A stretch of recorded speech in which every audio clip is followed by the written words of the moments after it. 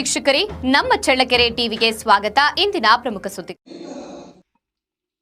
ಚಳ್ಳಕೆರೆ ನಗರದ ಶಾಂತಿನಗರದಲ್ಲಿ ಮಹಡಿಯಿಂದ ಆಕಸ್ಮಿಕವಾಗಿ ಕೆಳಗೆ ಬಿದ್ದು 29 ವರ್ಷದ ಯುವಕ ಮೃತಪಟ್ಟಿರುವ ಘಟನೆ ನಡೆದಿದೆ.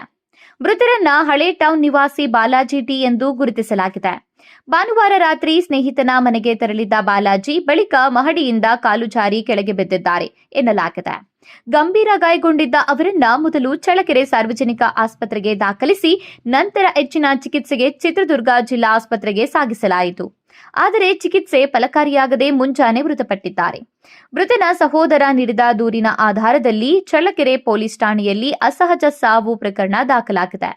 ದೂರಿನಲ್ಲಿ ಇದು ಆಕಸ್ಮಿಕ ಘಟನೆಯಾಗಿದ್ದು ಯಾರ ಮೇಲೂ ಯಾವುದೇ ಅನುಮಾನ ಇಲ್ಲ ಎಂದು ಕುಟುಂಬದವರು ತಿಳಿಸಿದ್ದಾರೆ. ಪೊಲೀಸರು ಪ್ರಕರಣ ದಾಖಲಿಸಿಕೊಂಡು ಮುಂದಿನ ಕಾನೂನು ಕ್ರಮ ಕೈಗೊಂಡಿದ್ದಾರೆ.